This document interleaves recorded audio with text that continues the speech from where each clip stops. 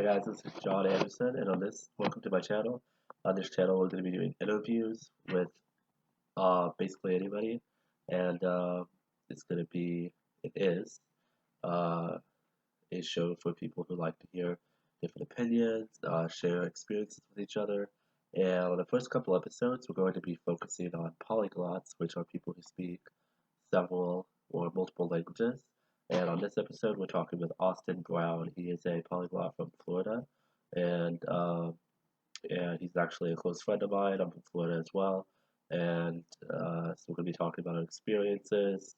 And it's kind of a mutual interview. I plan to do some of those, but more so interviewing the other person. And I may be making videos about myself as well, about my language learning experience, and just try to bring to the table myself and other people who I think can give a new viewpoint on languages, language learning, and other areas of life as well that you may not hear other places.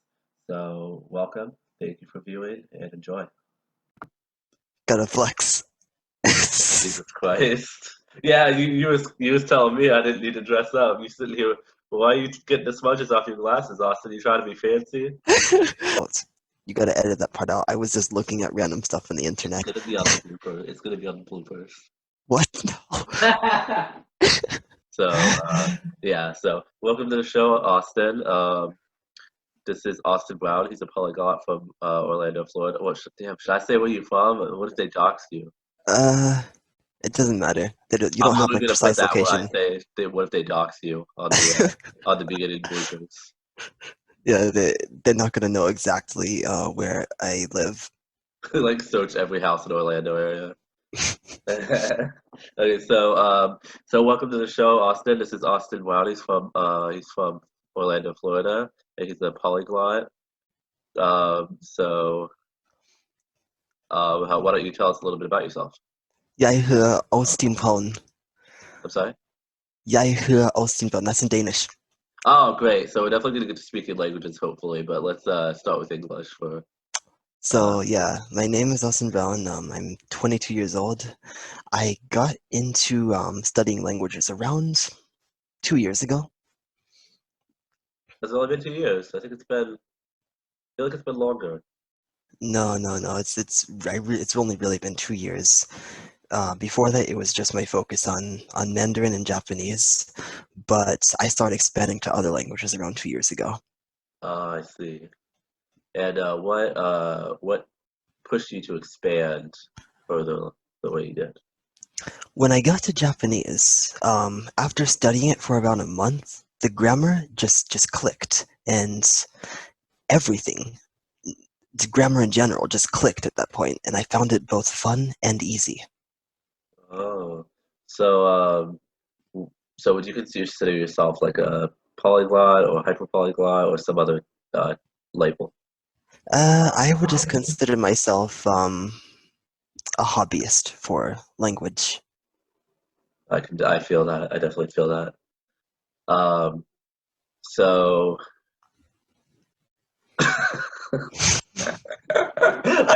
I finally know why actors do that. Why actors are like just like trying to do the lines and they start laughing. Like I usually judge them in my head. Like I wouldn't sit there and laugh. I'd be reading my lines, and here I am just like laughing. Oh Jesus. Okay. Okay. This is gonna be the most edited video of like my entire YouTube career because I gotta get the hang of this. Okay, so back to business. Um, I'm like blanking on everything, man. Just Sorry. it's okay. It's okay. It's the first video. Yeah, that's true. That's true. I don't need to be perfect. Well, I want to be perfect, but so when you study foreign languages, like what is your goal? Because like I've watched a lot of people online, and like some of them are just like, don't do grammar, don't study grammar, just talk to people, and some of them just like learn dead languages and like write hieroglyphs and stuff, and they don't ever talk to anybody or really care about developing that skill. Some people have like a really specific focus. So I'm curious, like, do you have a specific focus like that, and or what would it be, or what are your goals in general as well? So far, I don't have any particular goals with language. It's just a major hobby right now, and I find it a lot of fun.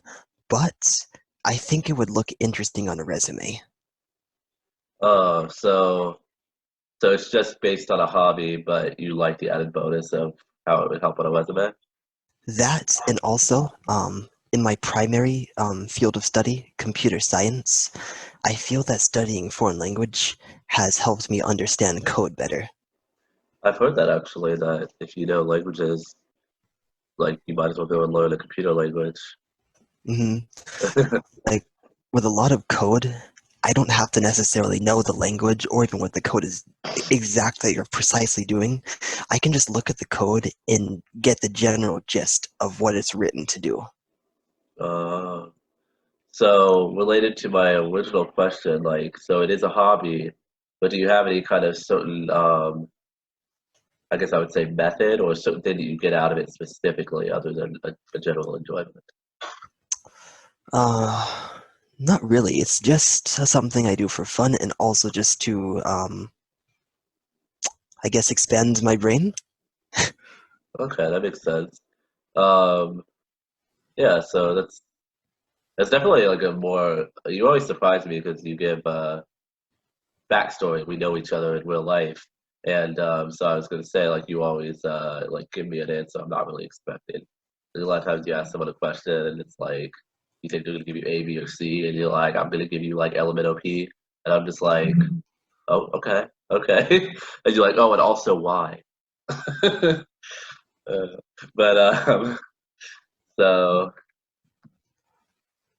what would be like your favorite languages, or your favorite if you had to pick one, your most favorite and your least favorite out of all of the ones that you've studied?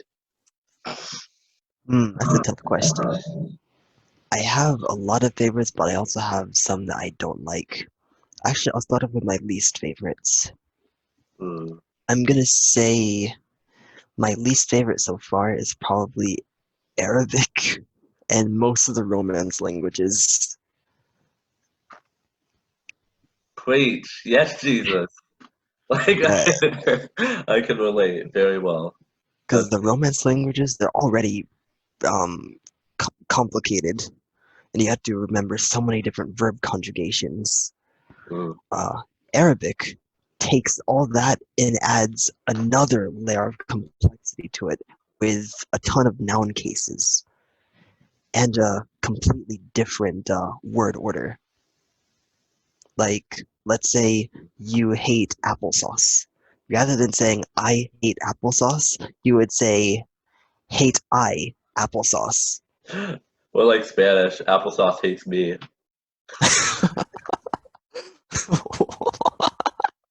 You basically What? say that like if you hate or like something, it's like backwards. It's like in Soviet Russia, applesauce hates me. In Soviet Russia, applesauce hates me. Oh Lord, I love Russian people. Please, if you're watching, don't get mad. uh, so so if you had to pick out of those, which one would you pick as your least favorite? Least favorites. Hmm. Hmm. Arabic and Spanish. No, you gotta pick one. One. Ooh, one. It's gonna be Beyond it's all Arabic. you hate. It's gonna be Arabic because of the writing system. Yeah. And what do you think is what about it for people that may not know? Um, Being that the letters change in appearance based on where they are located in a word, um, that part is not bad to me. What makes it tricky is all of the different font styles. Yeah, yeah, I would agree with that. Like handwriting can be completely different, and like to me, what's worse than all of that is like even if you like, I think both of us probably at this point we can understand the different letter changes and read the sounds if they're written out, but you have all the short vowels that are not written out, and you have some sounds that are sometimes like the marker, like the Kisan, Hamsan, stuff like that is not always written.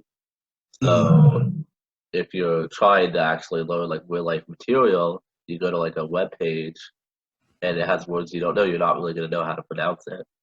If all you see is consonants, you're like, oh, well, what vowels do I pretend go there that I don't actually, you know what I mean? Like, Yeah. you want to talk about Chinese characters? No, no. Arabic? People have best described Arabic as taking all of the words in an English sentence and just removing all of the vowels from them Yeah, and I and mean, just relying on context to know what it means. exactly. And like, I get how it makes sense or how it's still functional and reasonable to do that for a native speaker. But as a learner, that's just like a big added challenge to me. I mean, I like that they do show the long vowels, the alif and the wow and all that. So Hmm. like, I mean, you'll have a little bit of vowels thrown in there, but yeah, I feel like the short vowels are sometimes more common than the long ones, and they're the ones that are written. So yeah, I can definitely agree with you on that. But and then what would be conversely your favorite view, and then your favorite out of those? My favorite what? Your favorite few languages, and then your fifth top favorite. Oh, my favorite few, I would honestly say, is Swedish, Danish, and Finnish.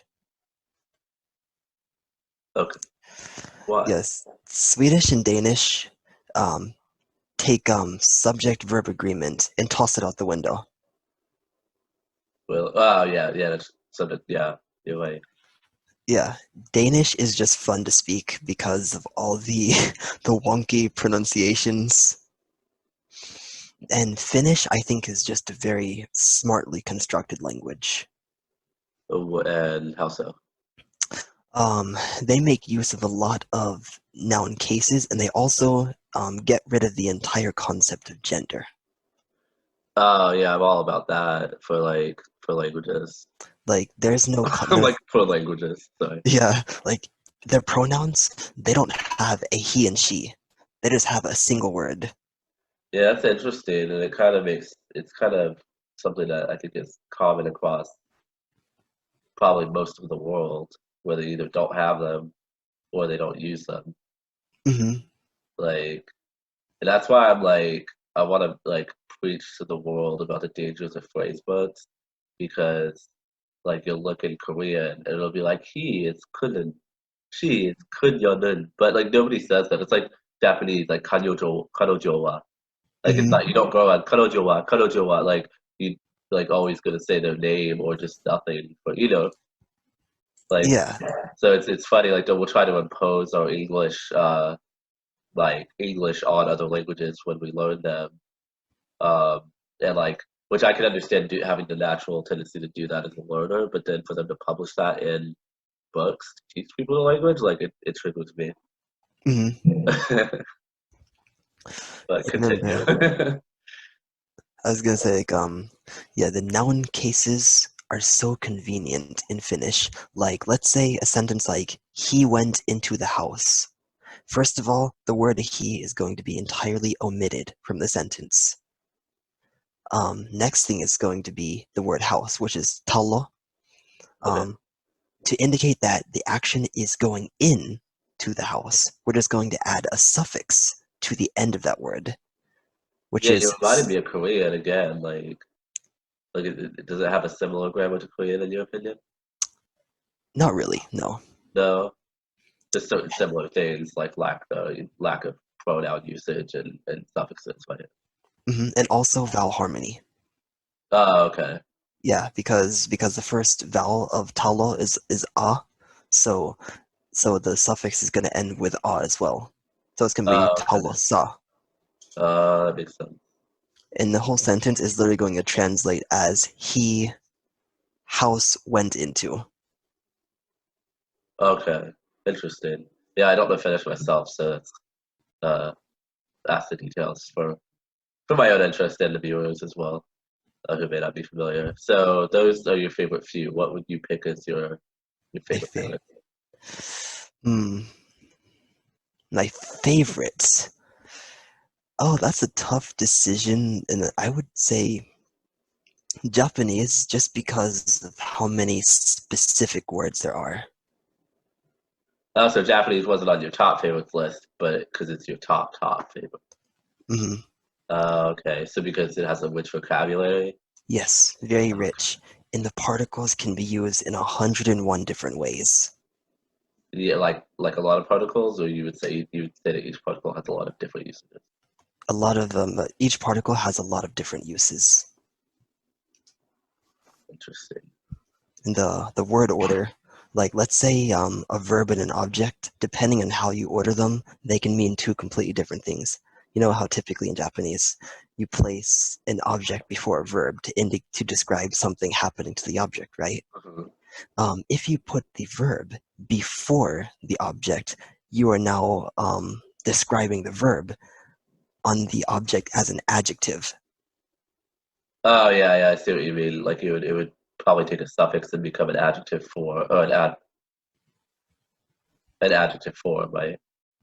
You don't add a suffix to the verb. It would be the infinitive form.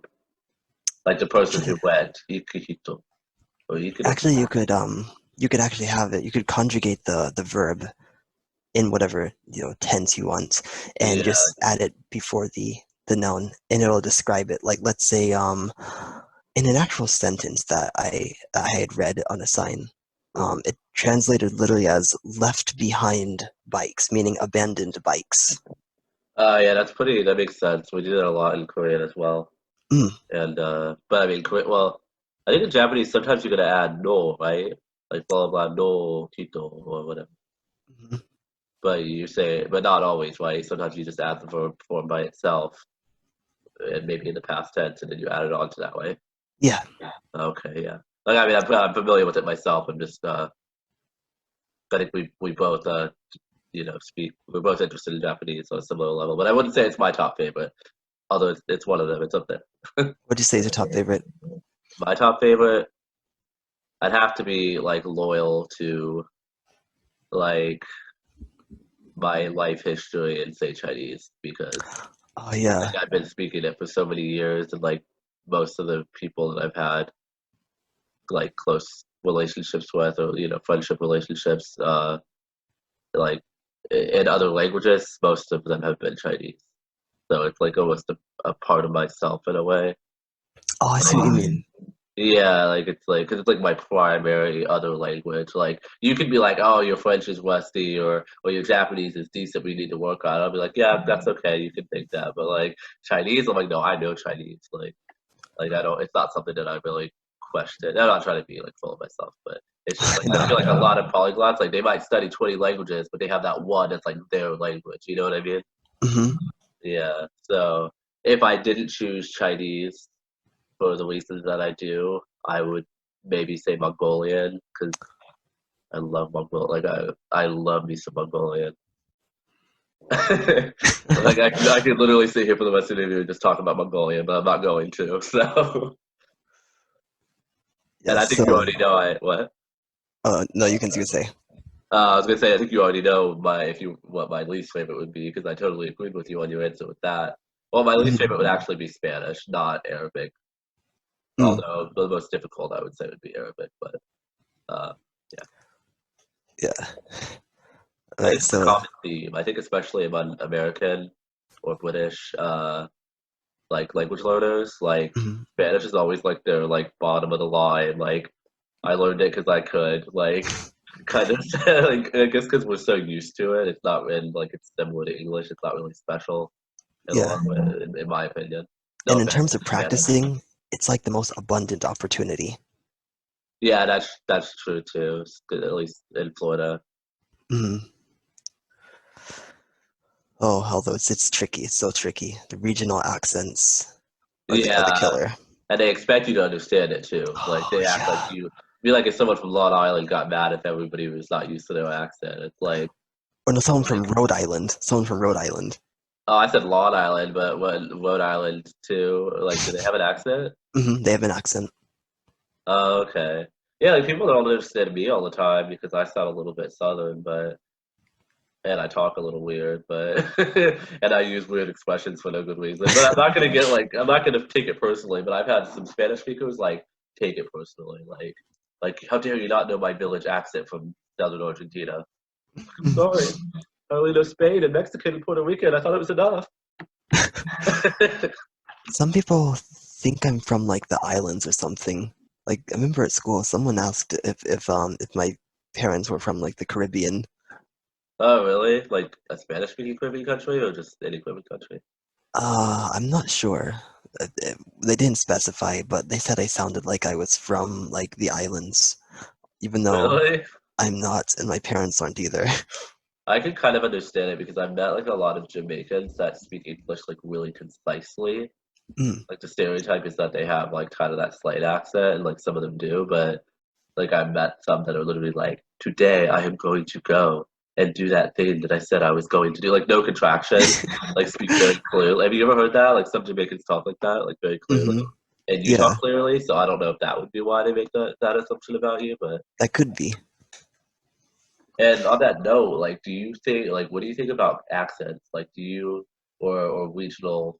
I'm hesitant to say accents because what people call accents a lot of the time is either regional variations or dialects or stuff like that. But maybe, what do you think about that? Do you find that a peripheral thing in your language learning or usage, or do you think it's something that is really important to you? I usually like to go with whatever's standard, but I do like to learn colloquialisms when I can. Colloquialisms. Because especially in Mandarin, I've gotten that a lot where I was talking to a friend and they'll say, "Oh, I understood what you said, but you sounded way too formal. Here's a more common, casual way to say that." Oh, okay.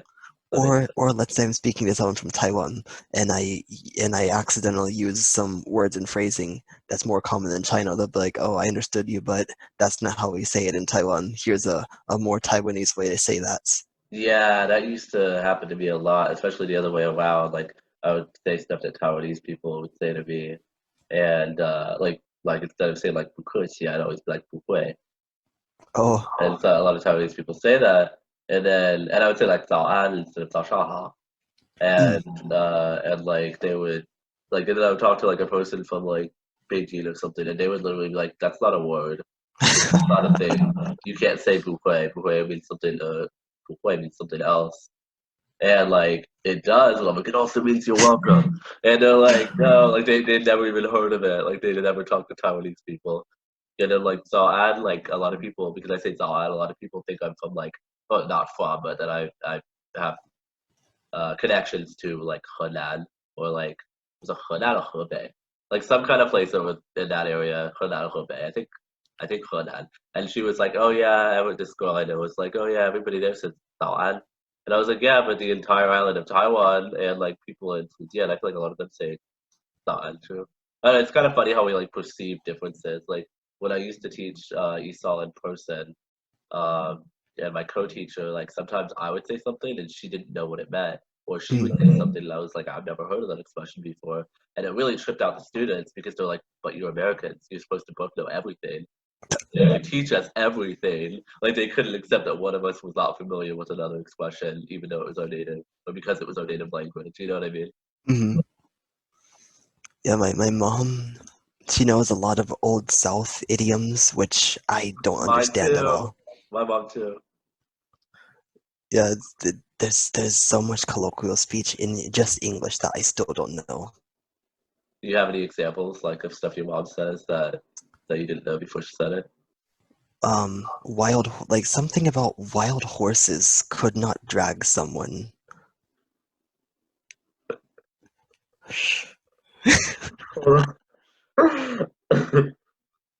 What is it? What is that? Oh my gosh. Do you know the show The Gilmore Girls? Huh? You know? Yeah. Did you ever like watch it? No. Uh, you don't really need to have watched it, but there was basically the main character, her mother, and her don't have a big, well, it's like a grandma, like an older woman, her daughter, and her daughter. So the daughter and the granddaughter are close, but the mother and the grandmother are like have family problems. So they'll have Mm. these like hilarious conflicting scenes, Emily and Lorelai. And Emily like called Lorelai up and said that she needed to help her with something, and she's like, "Yeah, I'm busy." And then I forget what it was, but she said some expression, and she was like, "If you if you run into a whore, you don't buy her a puppy," or like something with a whore and a puppy.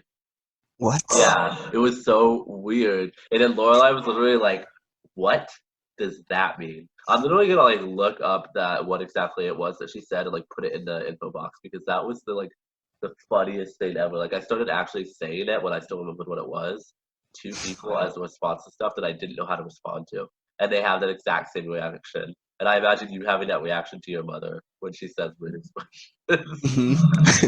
Like, what does that mean? Yeah. And she laughs at me for not knowing those idioms. Oh, really? Hmm.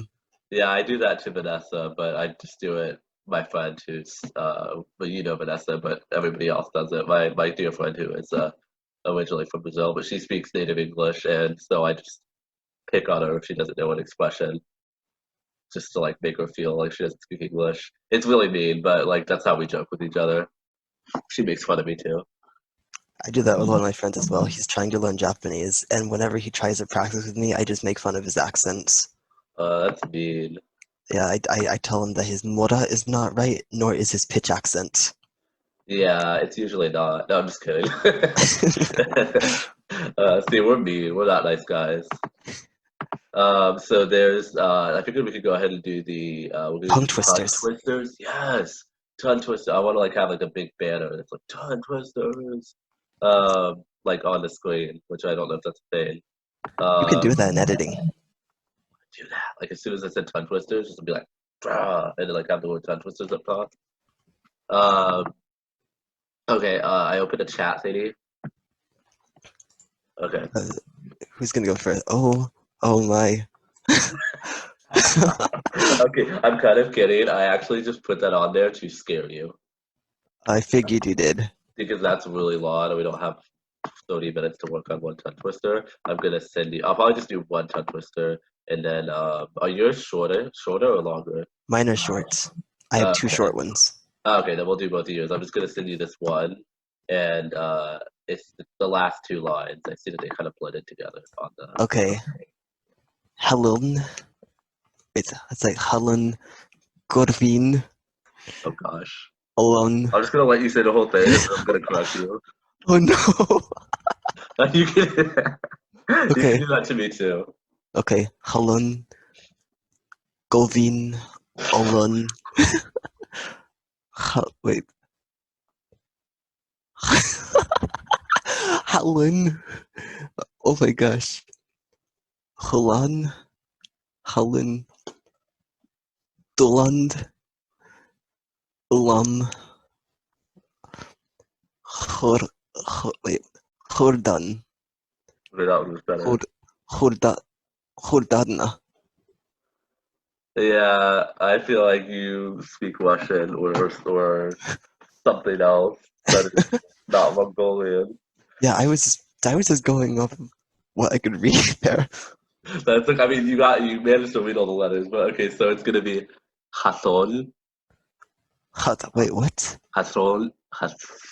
So the L in Mongolian is difficult for most people. Is it It's like to me it's a mix between an L and a T and a hard TH sound. Hathon? Hathon? So yeah, Hathon? Hasol, Govil, Othel, Hasol, Hotan, Hatol, Dotan, Otam, Hortan, Hortat.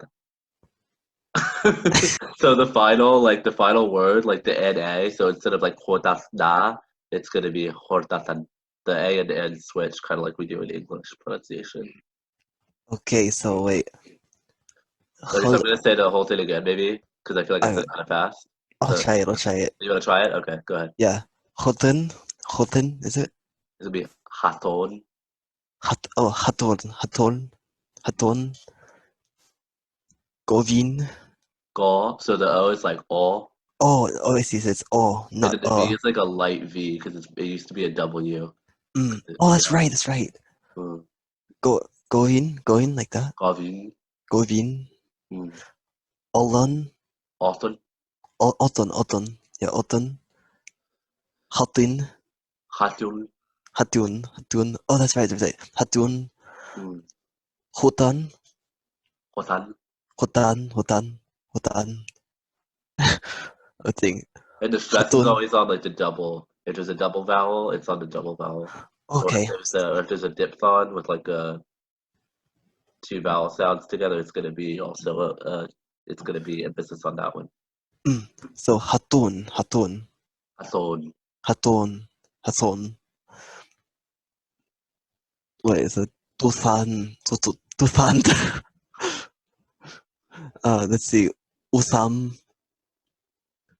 Hur, Huldan. Important. And then, yeah, Huldan. And then Huldarna. So remember I said it's not Hodafna, it's Hordatan. Huldatan. Yeah, so pronounce it Huldatan? like the A and the N are switched at the end. That's confusing. Yeah, they always, we do that in English too. Like we have like like Wessel. We don't say Wesley. We say Wessel. Yeah, so they do that in Mongolian too. They switch like the final two letters in the pronunciation. Oh, If it's like a consonant and a vowel. Yeah. So that was okay. pretty good. So yeah. Can you try to say it faster one more time? Oh my goodness. Okay. Hatun, Gorbin, Othon, Hathin, wait, Hathun, Mm-hmm. Hasyun. Huthan, Hathun, is it Dusan, Dusand, Mm. let's see, Utham, Hudan, I think. And then that last one always trips me up. Hud, Hudat, something like that. Hor Oh my goodness, that's what? Hordatan. Hurdatan. Hordatan. Hurdatan. Pretty good. Ah, Yeah, so hard. I'm glad I didn't do the Kazakh one. We did a Kazakh one yesterday, was it? And you got it pretty quickly. So I was like, I gotta find what is harder than Kazakh. Mongolian. Wahaha. Okay, so let's go ahead with this hard ass Danish shy up in here. Okay, I have two of them, Okay. and this one Send me does one not. first. I don't want to like die of shock. Okay, all right, here we go. This is like dirty words. Like I thought I saw the F word with the ER at the end. And like when I first took a glance. Okay. Han pluka frukt by in brukt pluka.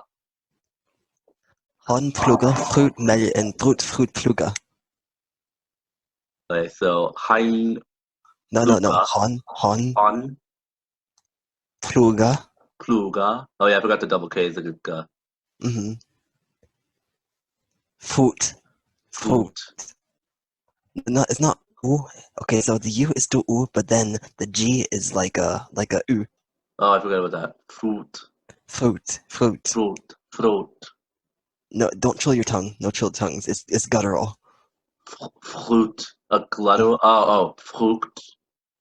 Fruit. Fruit. Okay. Hornpflugger, Fruitmel. Han pluga frucht bei. Mel. Remember, Mel. remember. Oh, I forgot about that. Mel. Han Fruit. pluga frucht bei. My. Mel. No. Mel. The E is an E. Hand plucker. Frugt bed and brukt. Frugt the plucker. Is that right? I speak good Danish, don't I? Oh, you're not.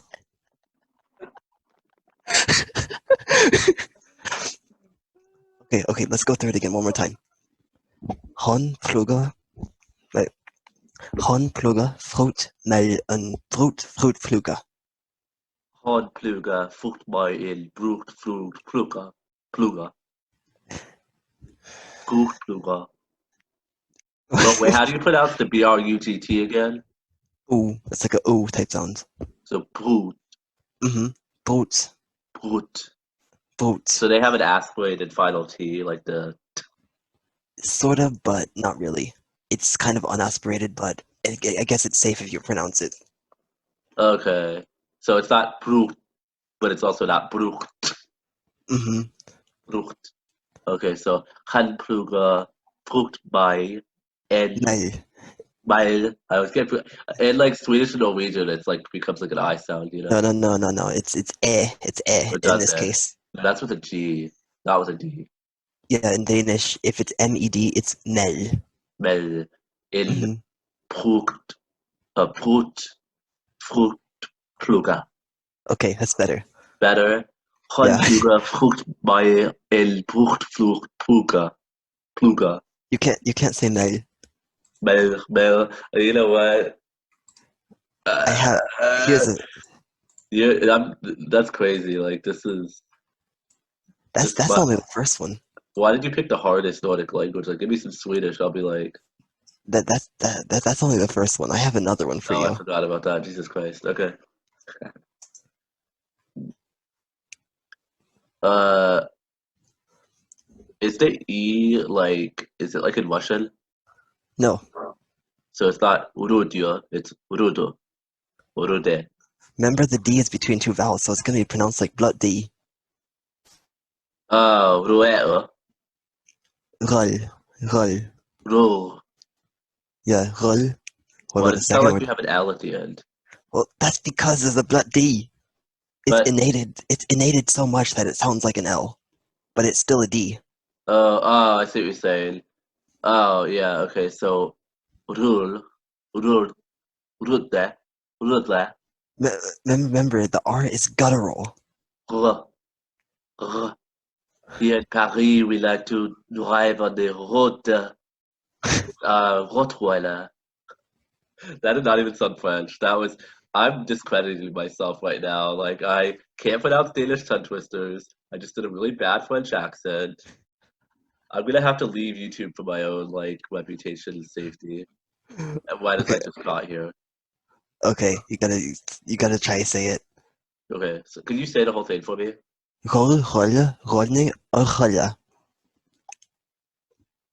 Rude, Rude, Haida, Rude, Rude, Haid, What is the double R? Is that a ton rolled R? Is that a ch? Is that No, a it's wa? it's it's just guttural. It's a It's huh, guttural, so it's like French, right? somewhat. Somewhat. It's like Okay. a rolla. I feel like you're speaking Arabic. No, this is Danish. It sounds like Arabic. This last sentence is legit. Like you said Arabic was hard. This is Arabic right here. Rudu, rudu, rura, rura, Mm-mm. rura, yeta, ruda,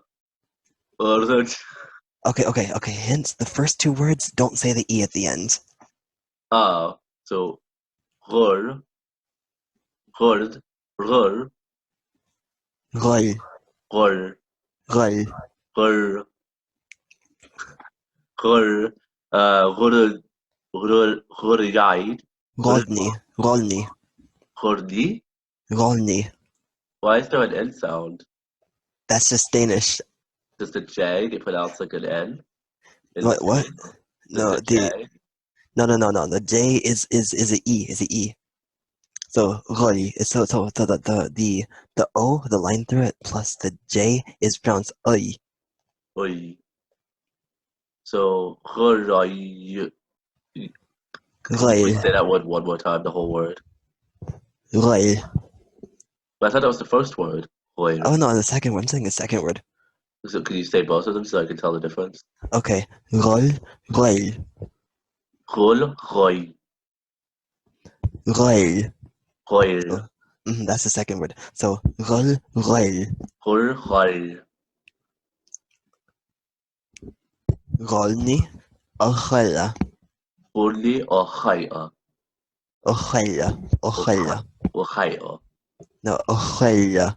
ochaia. Do I have to do an underbite when I do that? Ochaia. Well, remember when you get to that D, your tongue must be touching the bottom of your mouth. Oh yeah. Ochaia, Ochella, ochella. ochaia, You sound like you're making an I rather than an E. ochaia. Ochella. Okay, we're gonna leave it at that because I don't want to put our viewers through much more torture that they've already been put through.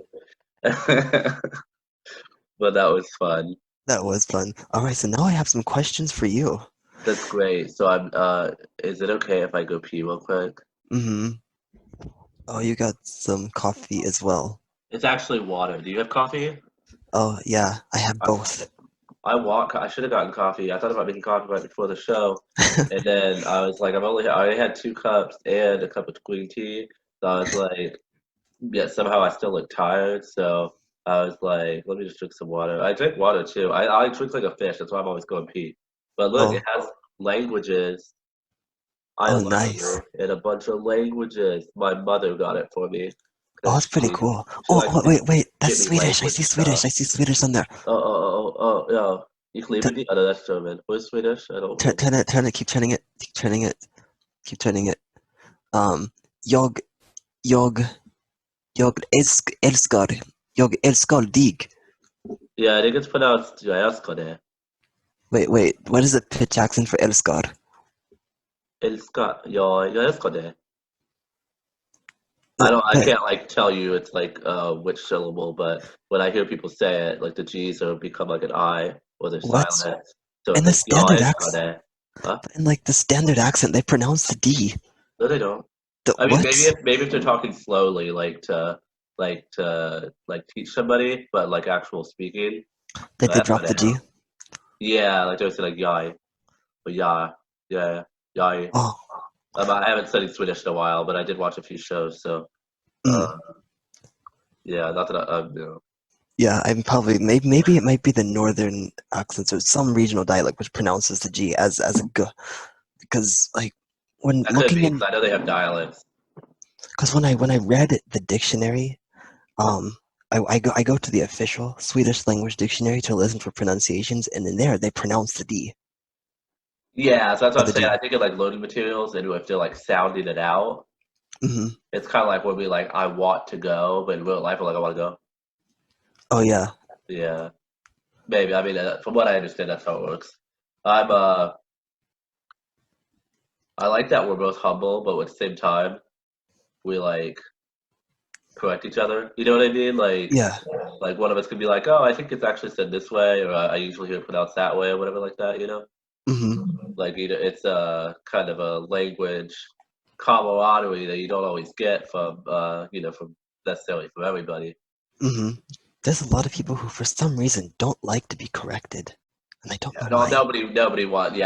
almost nobody likes being corrected, probably. Well, unless you're a sadist, but I like being you don't corrected. have to take it personally, huh?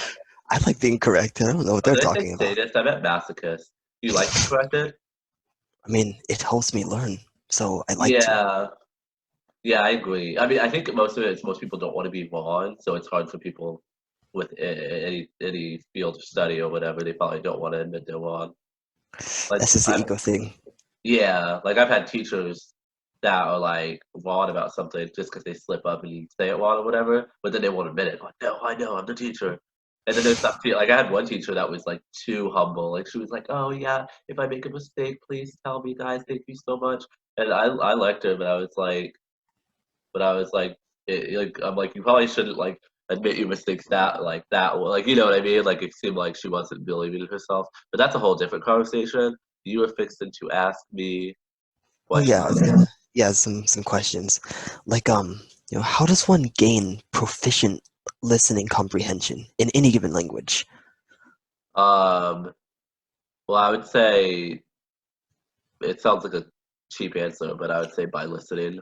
Well, I mean, Um, I was gonna go further and say like you could study a language, you listen to pronunciation online, and you understand those, but then you get into a real conversation, and just like in Swedish, instead of saying jag, they say ja or I, jai, and pretty much the spoken language sounds completely different from what the voice in the dictionary said it's supposed to sound like. yeah, that's like a problem that probably everybody has at some level or another in their language learning. Uh, Jody. And I've noticed that when I teach ESOL, that a lot of people have that with English because they learn and they listen. Like there's some people that focus on listening to materials, but then they go and talk to someone, and if they're not just like, "Hello, how do you do? Where are you from?" Like then they're not going to understand it. So I would say just by listening to actual stuff, like. Like I listen to like I used to watch stuff in Mongolian all the time without understanding. And my Mongolian is still definitely like a work in progress. But Mhm.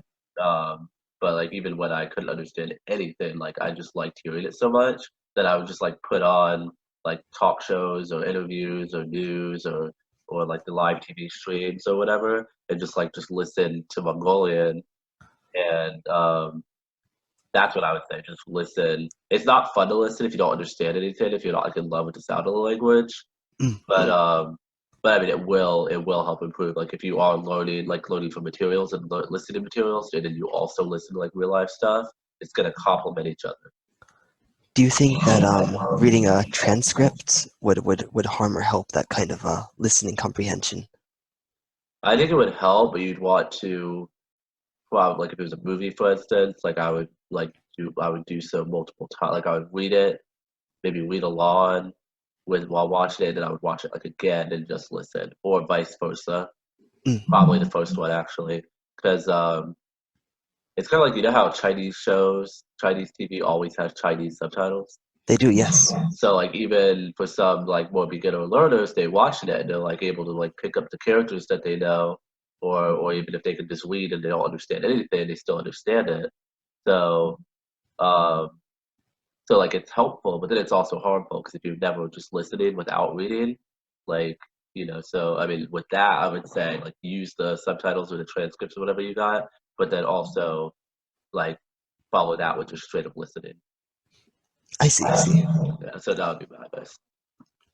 When speaking or writing in other languages, how do you make natural sounding phrasing? Like when you phrase sentences or thoughts, how do you make it sound natural, like what a native speaker would say? Instead of just like figuring how it might be said, you kind of And then getting it wrong. so I mean that's definitely gonna happen to all of us at some point or another, inevitably, and that's probably how we learn. Like Mm. I said I don't know how to pronounce Danish, but you're able to tell me, correct me. So now I sort of half-assed know how to do a tongue twister. So, but I think it goes hand in hand with the listening advice I gave. Like if you listen, like even if you don't listen to someone say a sentence and understand it completely at that moment, once you start to form your own phrases, you'll be like, oh yeah, I've heard them say it that way. Like I've heard someone say this like 20 times. So like you figure out that's what it means, and you get to where you're just going off of things that you've heard. Kind of like when you're a kid, you might say stuff wrong and your parents correct you, but you're mostly just saying stuff that you already heard adults say. So you're just copying. In a way, you're copying every. You're being a copycat all the time. Oh, that makes sense. Yeah, and then it builds and I would say it builds in a complexity to where you're using all that copycat stuff and putting it together and making deeper thoughts and expressing your own ideas more and more as you move along. That makes sense. That makes sense. Yeah. I remember in Chinese class back in high school, that's how I learned the accent. I just copied my teacher's accent as close as I could. Yeah, I think you're really good. I think that's probably your strongest point in my opinion with languages is accent for the most part. I like to get both the grammar and the accent down. I feel they're both very important. I agree. A lot of people, for some reasons, a lot of Americans I've seen, they for some reason don't think that accent is important. Yeah, and we actually talked about this a couple times out there in real life as well. Um, and I think I'm trying to recall. I think that I kind of thought it was they feel like they're mocking somebody, or they feel like I think you said you that said some people might feel pretentious. Hmm. Yeah, some people said that that because they're not of that nationality, culture, or language, any of that, that they feel like they are pretending or being fake. Yeah, but you have to make a new you. You gotta. It's not about changing or be acting like someone else. It's you're gonna have like a Chinese version of yourself, and you're gonna have a Hmm. Danish version of yourself. So the way you talk and express yourself might be similar in style in another language. You might be still be a very direct person or a very roundabout speaker or whatnot, but you're gonna. In some ways, that might change too. Like you can't speak Korean and be completely direct all the time. You can, but it's not going to be very socially acceptable. Yeah, Like, and there's some languages and cultures where you can just order people around, like you go do that, me do that, blah blah blah, like really like snip snap snoop, like, and it's not considered rude. Kind of like people from New York. They tell you to get the fuck out of their face, and they're not actually trying to be mean. They're just like, I just want you out of my face. and I would say too, there's a lot of languages which have very sensitive pronunciations, which an accent, a foreign accent, might otherwise hinder or hurt. Yeah, I mean it's not really reasonable to. It's not you can't. They kind of go hand in hand. I mean, you can pronounce it mostly correctly without a native accent, but it's not going to be completely correct pronunciation either. I Like, mean, it's that said, a lot of sorry, uh, oh, you continue, you continue. I was gonna say there's like a lot of polyglots out there that like really push the idea, which I agree with, that you should just talk anyway and just keep talking, and some people will learn, train themselves naturally into speaking with the native accent of the other language, and some people won't, but you might as well speak it anyway because then you get use out of it. But at the Mm, same time, like I think it's worth doing to, in my opinion, to encourage people to actually, try to mimic the native speakers because that's going to make you learn quicker and make your communication a lot better. yeah, I agree with that. It's like the difference between 我想去厕所 and 我想去厕所. Yeah, like yeah, well, like even if you pronounce it correctly and you're like, 我想去厕所, but you're like, 我想去厕所. Like it's mostly correct, but then like I sound really American if I say it like that. Hmm. Like that Yeah. like that French, like oh god, like that French classmate that I had. Well, he was the opposite. He would try to sound like a French person's accent, but not refuse to pronounce it anything close to how a French person pronounces. That was that was That that guy was was bad. cringe. It was bad. Like I hate to. I never make fun of people, but that was the one person I just had to. I had to make fun of. People out here are gonna know. Well, I need to put forward a good impression of myself on this episode one. Uh, but at the same time, I'm kind of savage, so I don't want to completely not be myself. Self. Huh? Just be yourself. Exactly. And I feel like earlier you was gonna introduce yourself in Danish, and I kind of cut you off. I feel kind of bad about doing that because I feel like that would have been a good idea. I just like I was scared we would get to speak in a bunch of other languages, and I'd have to like subtitle that shit. That was honestly my motive for making you speak English. Subtitles, they're easy to write. Um, Are they easy to input into the video? yeah, Like I've done personally, it, but it was on a website where I volunteered for translation, caption translation. mhm. And so it was like all set up. Like you're on the website and it would play the clip, see the words, you type the translation next. Like I didn't have to like actually format the video or anything like that. I see. So like how would that work per se? Well, in hit film, you can make subtitles, but it's a pain to edit them. So personally, what I do, I just write the subtitles outside of the program, import them as a PNG image, and then place them. Okay, is that a challenge? No, No. no, it's How pretty do you? easy. What do you write them on? I actually use them in I actually um, You say write, PowerPoint? yeah, in PowerPoint. And I save it as a PNG image, and then import it into the project. Is it difficult to be like toggling the time preview of the video? Like, okay, here's why I said hello. No, Hello. it's This not way, I said difficult. it's It's not not. difficult. You No. gotta. Damn. I wish we were in different states because I would just be like, "Come over." But then again, we'd be doing this in the living room and not on Zoom if that was the case. Uh, but Yeah, I still have a third question. oh, okay. Continue. Go With your ahead. skills and interest in foreign language, what do you hope to do with it in the future?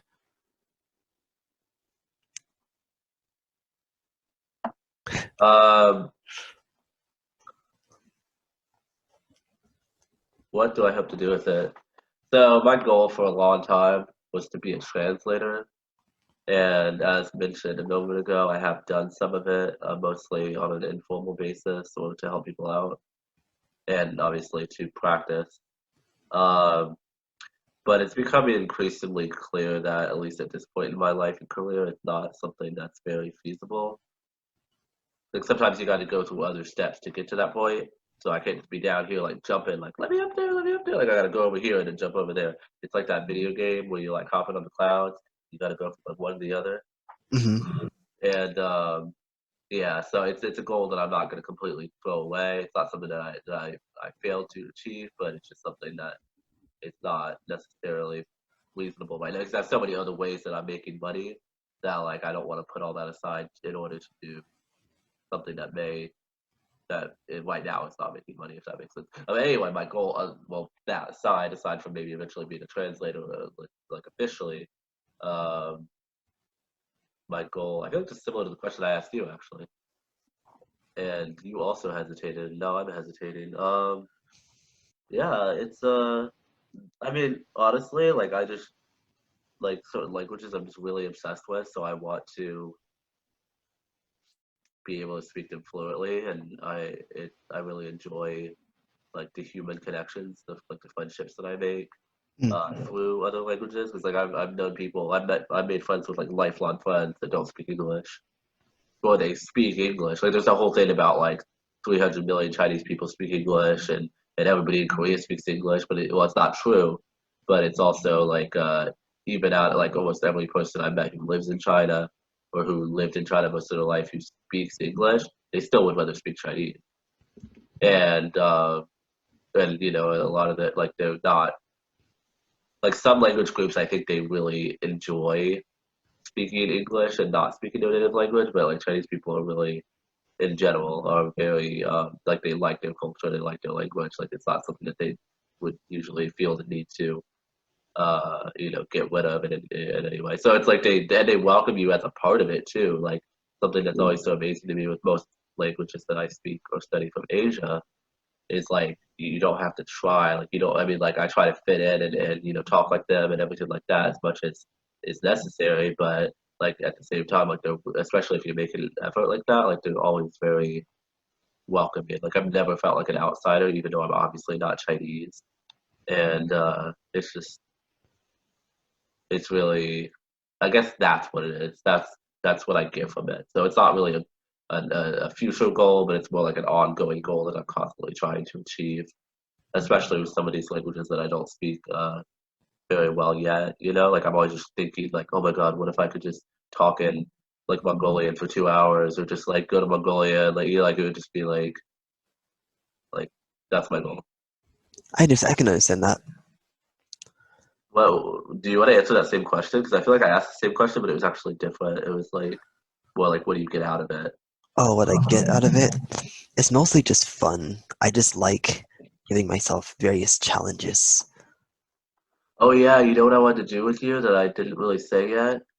I think we should have like a Google Doc together, and then one of us can write a word or sentence in a language, and then we take turns, or we could just like I write a sentence and you try to write it in all the other languages you can, and then like you write a sentence and I try to do the same thing, and then any languages that the other one knows, if it's necessary, we can help the other one perfect with their phrasing and stuff like that.